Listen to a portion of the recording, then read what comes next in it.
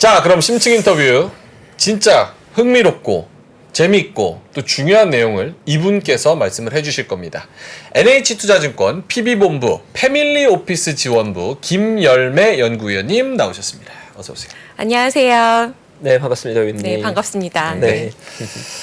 자, 오늘 얘기해 주실 거 전에 이 패밀리오피스 지원부는 뭐예요, 이게? 저희가 프리미어 블루라고 그 고객들 자산 관리를 주로 하는 여기 계시는 최 매니저님처럼 네. 최 PB님처럼 최파고님처럼 PB분들이 많이 계신데요. 그 네. 본부에서 저희는 프리미어 블루라는 브랜드를 쓰고 있어요. 그래서 고액 자산가 분들 위주로 자산 관리와 컨설팅을 주로 해드리고 있고요. 패밀리 오피스라고 하면은 해외에는 전문 법인으로 많이 발전해 있는데 사실 점점 부자분들이 많아지시잖아요. 그러면 상장회사도 있고 가업을 승계해야 되는 분들도 계시고 이런 분들을 포커싱해서 서비스를 주로 해드리고 있습니다. 그럼 위원님도 그러면 그런 초고액 고객분들 직접 만나는 경우도 많이 있으시겠네요? 네, 그렇습니다. 주로 최파고님 같은 PB분들께서 직접 만나시는 경우가 더 많지만 네. 저희 같은 경우에는 동반해서 컨설팅을 제공하기도 하고요.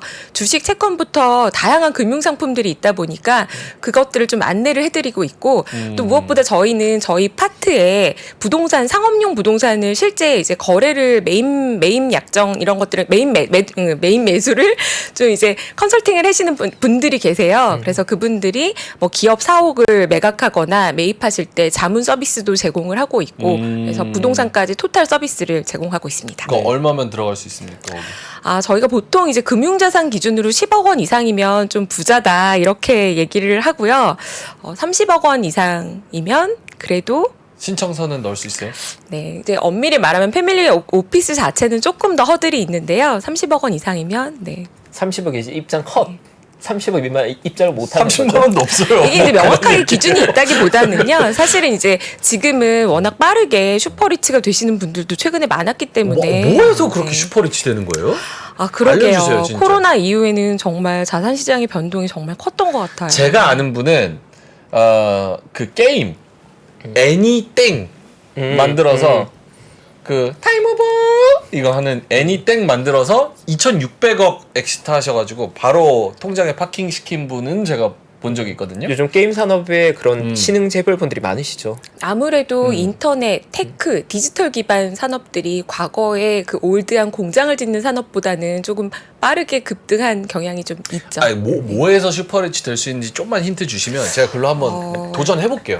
블루 뭐라고요? 프리미어 블루? 프리미어 블루. 그거 한번 도전해 볼게요. 네, 저희에게 뭐 해야 됩니까? 지금 오셔서 시작하셔도 될 것 같은데요. 제 뭐 해야 느낌으로는 뭐 이런 거 지금 3% 이런 거? 네, 3% 같은 거 하시는 것도 자, 네. 얼마 갖고 하는지 알고 말씀하시는 거예요? 디지털 쪽, 인터넷 쪽, 네. 앱, 웹. 근데 뭐 그런 것뿐만이 아니라요. 사실 굉장히 다양한 경로의 부자가 있다는 거를 제가 이 본부에 와서 많이 느끼고 있습니다. 사실 뭐 일반적으로 부자라면 뭐 이런 정형적인 이미지가 있으시잖아요. 그런데 진짜 예를 들자면 뭐 바이오 연료 이런 게 옛날부터 바이오 연료가 아니었고 뭐 그 닭 튀기는 기름 버리는 공장 오. 그런 수거하는 공장들을 키우는 CEO가 생길 수 있고요. 그러니까 어떤 업을 정말로 한 100년 이렇게 가업을 하다 보면 굉장한 부자가 되시는 분들이 있구나. 이런 것들도 보게 되고 또 그냥 월급쟁이는 희망이 없다 이런 얘기도 많이 하지만 사실 의외로 그 스탁 옵션을 행사하시거나 그 기업에서 같이 기업과 함께 성장하신 임원이나 대표이사분들도 상당히 부를 이루신 분들도 많다. 네. 정말 다양합니다. 오늘 사실 형님 요거 그 부동산 정책 관련해서 맞아요. 가지고 오셨잖아요. 네. 네. 근데 저는 개인적으로 요 그 뭐 VIP, PB 요런 거 뭐에서 부자 되셨고 좀 공통 분모가 뭐가 있나 약간 이런 거 궁금하기는 하거든요. 요거 하는 부동산 여러분이 한번 올려주세요. 부동산 정책 하는 게 나아요? 아니면 PB 관련해서 VIP 좀 그런 거 장점이나 이런 거 좀 물어보는 게 제가 나은지. 지금 전혀 준비가 안 돼 있는. 아이 뭐 유튜브인데 뭐 KBS도 아닌데 뭐. 그래서 사실 생각을 잘 해야 되는 게 저도 이제 증권사 했고 주식으로 불리는 분들 저도 많이 만났지만 저는 이제 강남에만 13년간 PB로 있었거든요. 네. 제가 한 일이 그야말로 이제 거액 자산을 많이 만나는데 적어도 강남권을 기준으로 한다면 정말 많은 분들이 주식으로 큰 부를 이룬 분보다는 압도적으로 부동산을 통해 부를 이룬 분이 확실히 많다. 네. 그리고 특히나 강남권 같은 경우에는 주택을 다주택을 소유해서 건물을 건물이 예전에 100억, 200억, 주택이 40억, 50억 하잖아요. 그런 주택 서너 채를 가지고 큰 불 이런 분들도 있으시거든요. 그래서 사실 오늘 내용이 중요한 게 사실 위원님 나오신 게 이 우리나라의 부동산 정책의 방향을 짚어주시는 거니까 오케이. 부자 되실 분들은 오늘 강의 꼭 들으셔야 된다. 오케이. 꼭 들어야 됩니다. 채팅창에서도 부동산 관심이 네, 있대요. 부동산 VIP 가야죠. 전혀 관심 없다고 하시니까 자 그러면 형님 좀 진행 좀 해주세요. 네. 부동산. 오늘 저희가 위원님 모신 중요한 이유가 있습니다. 9월 26일 저희가 부동산 공급 대책 새롭게 발표됐는데요. 아마도 관심은 많으신데 깊은 내용 못 들어보신 분들이 있으실 거예요. 오늘 위원님과 그 내용 오늘 깊게 한번 나눠보겠습니다. 일단 최근에 부동산 시장이 좀 고생을 하다가 상당히 많이 올라와서 요즘 네. 서울 기준으로는 과거 고점에 거의 80%를 넘어섰다는 뉴스를 나오고 있는데 지금 이게 왜 이렇게 부동산 시장이 우려보다는 좀 빠르게 반등한 걸까요? 일단 근본적으로는 연초에 정부가 아주 강하게 규제 완화를 한 부분이 작용을 했다고 보고요. 3프로에서도 그렇고 다른 방송에서도 많은 전문가들이 언급하셨듯이 특례 보금자리론 이 역할이 상당히 컸다. 왜냐하면 금리가 올라가면서 유동성을 흡수하는 것이 자산시장에 가장 큰 충격을 주었는데 연 40조 원 규모, 아직 연이 다 되지도 않았는데도 상당한 규모의 자금이 특례 보금자리론으로 대출을 할 수 있게 됐다는 거죠. 그 부분이 이제 좀 불쏘시게 된 거는 분명하고요. 또 작년 10월 달, 11월 달이 가장 공포 구간이었어요. 그래서 주식이나 채권도 마찬가지였던 것 같은데 그때는 거래가 안 됐습니다. 그러면서 매수자가 없으니까 가격이 완전히 추락했다가 이런 거죠. 많이 올라갔을 때 많이 떨어질 수 있고 또 너무 빠르게 떨어지게 되면 반등이 가능해지는 그런 여건이 됐는데 거기서 정책이 규제 완화가 나오고 또 여기서 대출까지 받을 수 있게 해주니까 부동산 시장이 좀 살아나는 반등을 보였다. 이렇게 볼 수 있는 거죠. 또 하나 왜 그럼 정부가 정책까지 내놨냐? 제가 요 그림 하나 보여드리고 싶은데요. 네. 사실 이제 부동산 가격 올라갈 때 내내 했던 얘기가 공급 부족 얘기였는데 최근 한 1, 2년 부동산 또 1년 반 사이에 안 좋아지고 나니까 공급 부족 얘기가 쏙 들어갔죠. 그런데 최근에 다시 이 얘기가 좀 나오기 시작했습니다. 공급 부족. 네, 지금은 공급이 넘치지만 향후 2, 3년 후에는 모자라는 거 아니냐. 왜 그런 얘기가 나왔냐? 지금 보시는 것처럼 인허가 물량인데요. 8월 달까지 보시면 전년도에 1월부터 8월까지 누계가 거의 35만을 인허가를 냈었죠. 그런데 올해는 지금 21만입니다. 아 저게 저 2022년, 21년 저것도 다 8월달. 요게 전부 다 8월 누계 물량인데요. 아. 8월 달까지 누적으로 봤을 때 올해가 가장 저조한 인허가가 났다라는 거고요. 인허가를 한 다음에 시차를 두고 착공을 하고 착공을 하면서 분양을 하죠. 그리고 준공까지도 또 분양에서 준공까지 보통 공사기간 2, 3년이 걸립니다. 그러니까 인허가가 줄었다고 실제 아파트가 늘어나는 준공이 바로 줄어드는 것은 아니에요. 하지만 인허가가 이렇게 급격하게 줄어들게 되면 시장이 좋아졌을 때 착공을 하려고 해도 물량이 없을 수 있다. 그러면 또 지난번 사이클처럼 짓고 싶은데 못 짓는 일이 생기고 공급이 부족함으로써 가격이 폭등하는 거 아니냐 이런 주장을 하시는 분들이 일부 생길 정도로 지금 시장이 공급이 부족하다는 우려가 생긴 거죠. 착공 기준으로는 지금 60%가 떨어져 있는 상태고요. 분양도 마찬가지입니다. 그래서 올해 연초만 해도 그래도 20만 후반대는 연간으로 공급을 하겠지. 분양 기준으로. 근데 지금 이대로 가게 되면 20만 공급도 위태롭다. 그러면 과거에 봤을 때 가장 분양 시장이 안 좋았던 게 제 기억에 12년 정도예요. 네. 그때 수준으로 갈 수 있다. 이런 걱정이 좀 있는 거죠. 이제 그렇게 되면은 15년부터 집값이 올랐거든요. 15년의 바닥이었는데 지금 이런 속도로 가게 되면 향후 3년 후 그러면 26년 정도부터는 다시 오르는 게 아니냐. 오. 그리고 그때 가서 공급하려면 물량이 없을 수 있다. 요 걱정이 생겼다는 거죠. 그러면서 최근에 서울의 분양가가 그냥 올라가다가 또 좀 내려가다가 다시 분양가를 조금 올리고 있는데 어쨌거나 새 아파트고 3년 후에 들어갈 건데 지금보다 집값이 내려가 있겠냐 이러면서 다시 청약 시장이 바글바글해지는 경쟁률이 올라가는 모습을 보여주고 있는 거죠. 그 뷰에 동의하시는 거예요? 저는 이제 이건 지역별로 좀 차이도 있고요. 사실 제가 여기 3프로 나가서 욕을 너무 많이 먹었잖아요. 요거는 뭐 있죠? 왜냐면 이제 말씀드린 부동산은요, 이제 개개인마다 보는 타임라인이 달라요. 들으실 때 잘 들으셔야 되는 게 이제 제가 주식 쪽에 더 붙어 있을 때는 네. 좀 더 단기적인 시각에서 얘기를 할 수밖에 없어요. 왜냐면 이게 어떻게 가느냐에 따라서 건설업종 주가에 영향을 미치니까요. 하지만 실질적으로 이 부동산을 실제 상담을 하게 되면 미니멈 3년에서 5년 이상을 봐야 되거든요. 그렇기 때문에 제가 지금 말씀드린다고 해서 내일 시황이 바뀌거나 뭐 6개월, 1년 또 틀릴 수 있죠. 하지만 제가 보기에는 지금부터 3년 후에는 서울의 공급 부족론은 당연히 현실화될 수 있는 가능성이 있다. 약간 상승론 쪽에 조금 더 무게가 양극화죠. 사실 누구도 기분 좋지 않은 말이 양극화인데, 네, 전국적으로는 땅이 많죠. 하지만 지금 이렇게 가게 경기도까지 되면 포함한다 그러면 그 뷰가 유지가 되나요? 이 경기도가 상당히 넓습니다. 맞죠. 진짜 근데 넓어요. 우리가 주로 얘기하는 경기도. 그래서 광명 뭐 저기 뭐야. 예를 들면요, 의정부하고 분당의 집값의 상관관계가 얼마나 있을까? 아예 없죠. 코릴레이션. 네, 굉장히 같은 경기도로 묶기에는 서로 너무나 원거리에 있지 않습니까? 사이클이 다르게 움직이거든요. 근데 이제 분당권 같은 경우는 서울이랑 같이 움직이기 때문에 이제 뭐 광명도 마찬가지고, 광명 보시면 요즘에 분양가 3천만 원 후반대 나왔는데 경쟁률 너무 높아서 깜짝 놀란 사례들이 있었거든요. 이제 그 정도면은 서울 권역으로 볼 수 있겠죠. 그리고 그 정도까지는 지금 이제 광명이 새 아파트로 많이 탄생하고 있는 재개발 재건축이 많은데 그런 지역들은 다 지어지고 나면 주거 여건이 상당히 좋아지거든요. 그렇게 되면은 신도시 탄생처럼 받아들이면서 뭐 좋아질 가능성이 충분히 있는 거죠. 그런데 그런 지역들이 그러면 서울과 근교에 얼마나 남았느냐? 생각보다 많이 남지는 않았다, 이렇게 볼 수 있다는 거죠. 네. 근데 사실 요즘 구독자분들이 많이 궁금해하시는 게, 과거에는 그래도 경기도는 예전부터 지역별로 편차가 컸다고 하지만 네. 서울은 사실 부동산 회복세거면 전반적으로 같이 회복한 모습이었는데, 요즘은 사실 강남구, 뭐 용산구 이런 거 굉장히 뜨겁고 또 약간 시들한 곳은 굉장히 시들해서 서울 내에서도 이 구별로 온도 차이가 굉장히 심한 것 같더라고요. 네. 그런 건 예전과 뭔가 달라진 게 있는 겁니까? 이게 이제 아주 긴 사이클로 보면 역사는 계속 반복되기 때문에 네. 좀 비슷한 모양새라고 볼 수 있을 것 같고요. 근데 이제 옛날보다 조금 달라진 거라면 이게 속도가 좀 빨라졌어요. 오를 때도 빨리 오르고 내릴 때도 굉장히 빠르고요. 차별화가 가격이 확 벌어졌다가 예를 들어서 압구정동 뭐 아주 유명한 현대 아파트 이런 데는 조정 잠깐 이렇게 뚝 받았다가 바로 반등 나올 때도 몇 억이 위로 확 올라와서 바로 시세가 조정돼 버리거든요. 근데 이제 강북 같은 경우에는 일부 조금 소외된 지역들 같은 경우에는 시차가 좀 있는 거죠.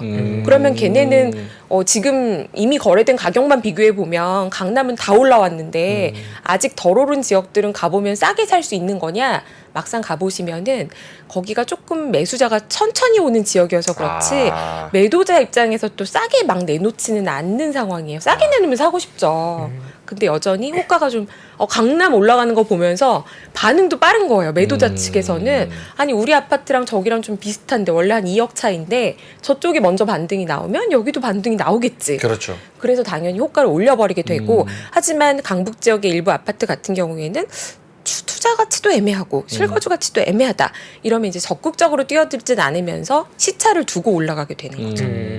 그럼 여기서 이제 중요한 질문이 나오게 될 것 같은데, 이제 부동산 시장을 보면 좀 헷갈려하는 분들이 강남처럼 어떻게 보면 시세를 주도하는 벤치마크가 되는 곳들은 지금 이미 많이 올라가 있잖아요. 네. 근데 아직 온도가 그 정도까지 온도감이 안 올라간 곳들이 나중에 그 추세를 따라간다고 보시는지 아니면 양극화가 좀 더 커질 거로 보시는지가 중요할 것 같거든요. 그거는 이제 여러 가지 변수에 달려 있어요. 네. 왜냐하면 중산층이 얼마나 탄탄하냐.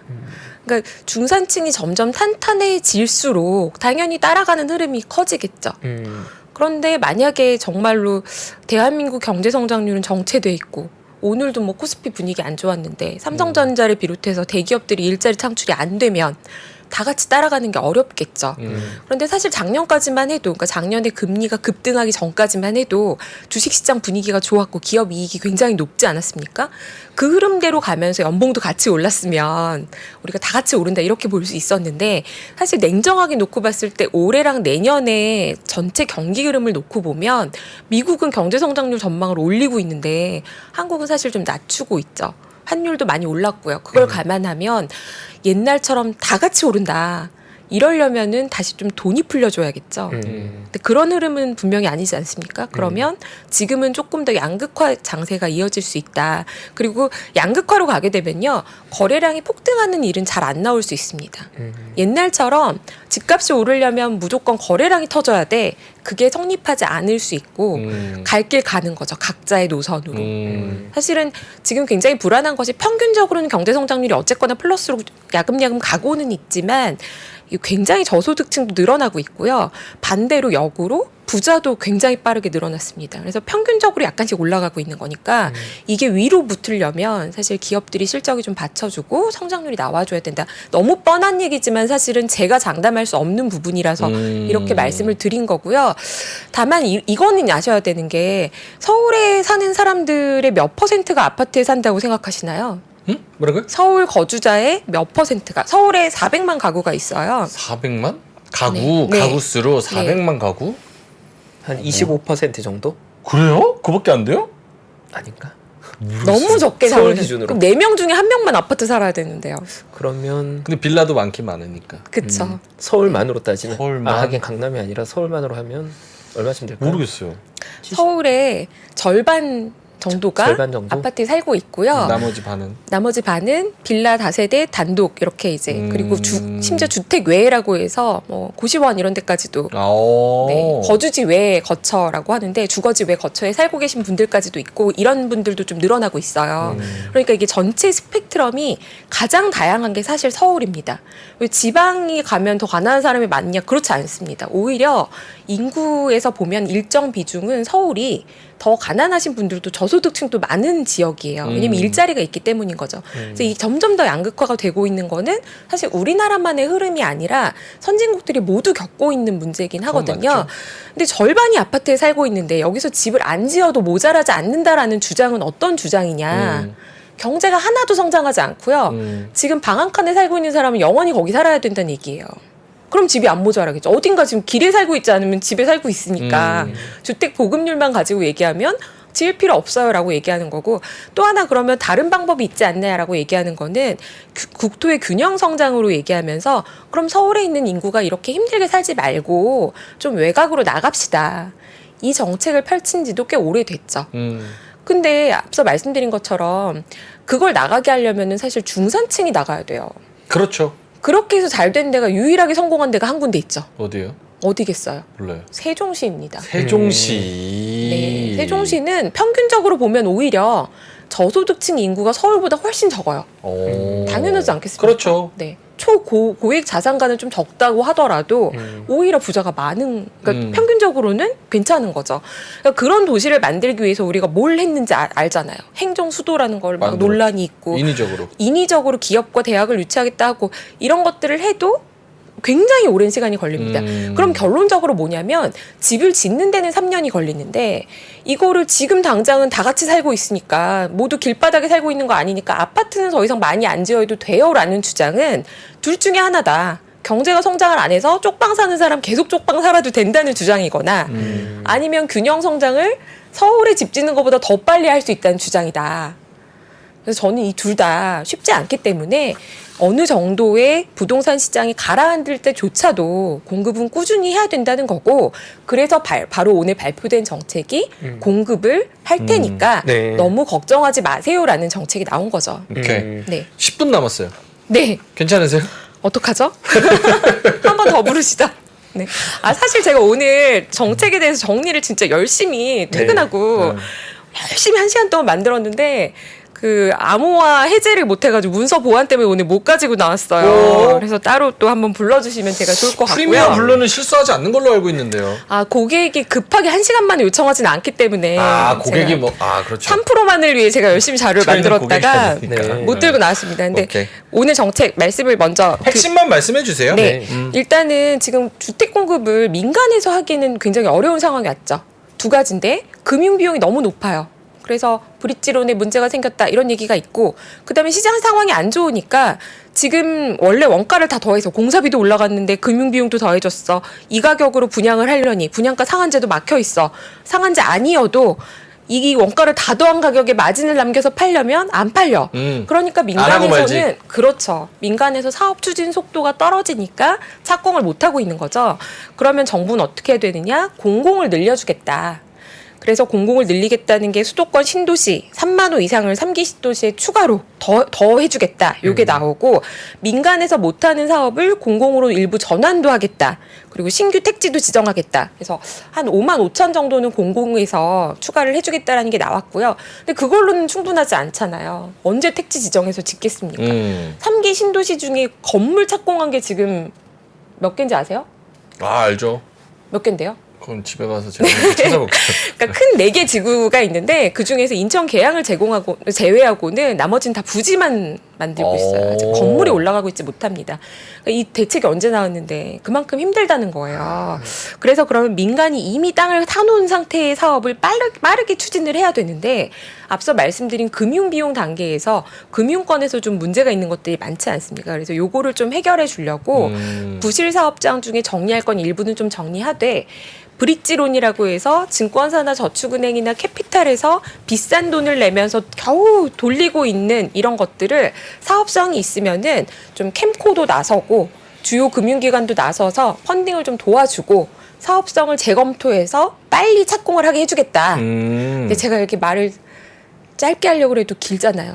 어려워요. 그러니까 이게 내용의 난이도가 있는 거죠. 내용인 자체가 그렇게 쉽지가 않고 왜냐하면 네. 정부 입장에서는 누구를 특정 사업장을 지원해 준다거나 누가 지금 죽을 것 같아요라는 말은 절대 할 수가 없잖아요.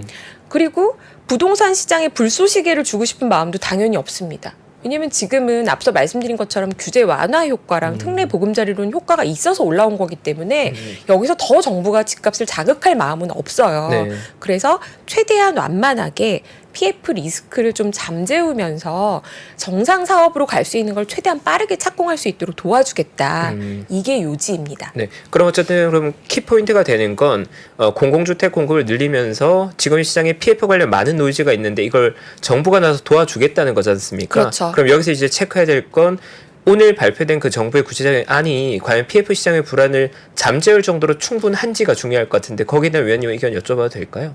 적극성을 표현한 것만으로도 저는 일부 가능성이 있다. 단기적으로는 좀 시장이 긴장을 좀 완화할 수 있다. 저는 그렇게 보여지고요. 네. 하지만 PF 전체를 막을 수 없다는 것은 정부도 분명히 알고 있기 때문에 선별 과정도 거쳐야 하고 뻔한 얘기긴 하지만 착공을 하려다가 오히려 또 문제가 생기는 사업들이 또 생기거든요. 네. 그래서 아마도 지금부터 PF 부실에 대한 얘기는 단기적으로는 뭐 정책으로 안 된다 이런 얘기도 아마 내일 많이 나올 거예요. 네. 하지만 제가 보기에는 정부가 오늘 발표할 때 추경호 경제부총리부터 국토교통부 장관 그리고 금융위원장, 금융위원회 상임위원까지 총출동해서 설명을 했고 우리가 큰 사고가 나지 않도록 얼마나 만전의 준비를 하고 있는지를 설명을 했기 때문에 저는 어느 정도는 준비가 됐다 이렇게 보는 입장이고요.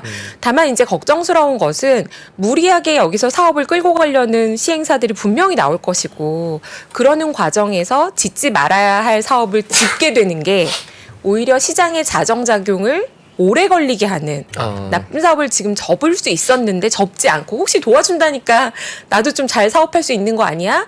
라면서 그냥 진행하는 사업들이 너무 많이 생기면 또 곤란하다. 그래서 정부는 큰 리스크를 피하려고 하는 것이고 집이 없다는 공포를 잠재우려고 하는 것이지 진짜 너무 집이 없으니까 집을 사세요라던가 아니면 사업을 하기 너무 좋아지게 하겠다라던가 이런 식의 메시지는 없다는 거죠. 그러니까 총평을 하자면 아마 밋밋했다라고 얘기하는 사람이 더 많을 것 같으나 저는 제가 보기에는 지금 단계에서는 어쩔 수 없는 최선이 아닐까. 그리고 사실 이걸 개선시키기 위한 궁극적인 것은 금리가 좀 내려가야 되고요. 금리가 못 내려가면 우리의 경제 성장률이 받쳐줘야 되는 거죠. 둘 중에 하나가 해결이 되지 않으면 둘 다 해결 안 되잖아요. 장기화될 수 있는. 근데 어떻게 아시겠어요. 사실 우리가 코로나 때 저금리 갈 때도 몰랐고 불과 1, 2년 전에 지금 금리도 몰랐기 때문에 저는 이제 집을 사는 것에 대한 판단은 3년, 5년 후니까 제 직업이 그거니까 욕을 먹으면서 감수하지만 사실 계속 우리는 민첩하게 봐야 되는 것이 상황이 계속 변한다. 근데 지금 상황에서는 일단 크게 무리하지 않는 게 낫겠다라는 게 정부의 판단이고 그러면 시청자분들도 어떻게 하셔야 되냐면 집값이 오르면 더 사고 싶어지고요. 내리면 팔고 싶어져요. 주식도 마찬가지인데요. 부동산을 그렇게 해서 돈 버신 분을 본 적이 없습니다. 그리고 심지어 1가구 1주택인데 자꾸 그렇게 불안해하시면 비용만 많이 수반이 되고 결국 어딘가에는 거주를 해야 되기 때문에 지금 보시면은 너무 급등한 지역은 약간 주의하실 필요가 있고요. 어차피 양극화 흐름으로 간다면 모든 집을 꼭 반드시 사야 되는 건 아니거든요. 지금 현재 비용 구조로 보면 월세가 가장 저렴합니다. 왜냐면 전세 보증금 대비해서 월세 환산했을 때 월세가 그래도 은행 이자보다 싼 지역이 꽤 있거든요. 이런 것들을 꼼꼼히 따지시는 게 더 중요하다. 뭐 전문가들 말 듣고 폭락한다, 뭐 폭등한다 이런 판단을 할 시점이 아니다. 지금은 변수 자체가 너무 많다. 이렇게 말씀드릴 수 있을 것 같고 단정적으로 공급이 부족하다도 아니고 단정적으로 PF는 터진다도 아니다. 근데 지금은 단기적으로는 어쨌거나 정부는 처방전을 내놨고 단기에는 리스크는 많이 완화될 것 같다는 게 저의 의견입니다. 중요한 부분이네요. 그러니까 정리를 하자면 지금 공급은 부족한 거는 맞는데 시행사들이 부동산 PF다 고금리다 뭐 자재값 올랐다 이래가지고 안 움직이고 있으니까 정부가 나서서 좀 이렇게 해가지고 공급은 좀 해주되 그렇다고 집값을 쿡쿡 쑤셔서 집값을 팍 양극화 또 늘리고 싶은 것도 아니고 그렇죠. 미적지근 여기도 죽지 않을 정도만 사모사 이렇게 하는 정도의 정책을 내놨다라고 평가하면 됩니까? 그렇죠. 사실 정부의 역할이 있고 기업의 역할이 있죠. 공공과 시장의 역할이 있는 건데요. 정부는 시장의 기능을 정상적으로 작동할 수 있게 도와줘야 되거든요. 근데 지금 시장의 기능이 자체적으로 돌아가기 여전히 버거운 상황이기 때문에 그게 너무 삐걱거리거나 어디서 터지지 않게 굴러가도록 만드는 정책이지 날아가도록 만드는 정책이거나 추락하도록 만드는 정책이 아니다. 이렇게 볼 수 있을 것 같습니다. 네. 그러니까 결국은 사실 부동산장이 너무 침체될 때는 부양을 목적으로 한 정책들이 발표된 경우가 있지만 지금은 사실 그걸 걱정하기보다는 PF 부실에 대한 불안감이 계속 있었거든요. 그게 부동산 시장의 문제가 아니라 그렇죠. 한국의 문제였거든요. 그렇죠. 주시장도 거기에 대한 긴장을 가지고 있는 거고. 근데 오늘의 사실 정책 발표는 정부에서도 우리가 해야 될 역할을 인지하고 있고 적극적으로 하겠다는 의지를 표명한 거니까 그걸로 네. 의미가 있었다라고 봐야겠네요. 그렇죠. 네. 그래서 기대하기로는 부디 여기서 우리가 지금 금리 수준에 맞는 성장률을 빠르게 따라잡거나 우리가 지금 반도체 쩔어 있지 않습니까? 언제 돌아서는지 기대하고 있는데 수출 좀 제발 돌아서고 환율 좀 안정되고 그러면서 이 가격이 서로 평형점을 찾아가는 그런 아름다운 모습이 빨리 나와줬으면 좋겠다. 그러니까 네. 누군가는 이거 그냥 리스크를 미루기만 하는 거 너무 나쁘지 않냐라고도 하시는데요. 그럴 수밖에 없지 않나라는 생각도 저는 해요. 지금 터뜨리는 것보다는 그래도 우리가 체력을 조금 더 다질 수 있는 시간을 벌었다 정도로 받아들여 주시는 게 좋지 않을까 싶네요. 네. 감사합니다. 부정적으로 보실 수 있는 좀 위험 요소라고 보시는 거 있을까요? 지금 국회를 통과 못한 법안이 굉장히 많아요.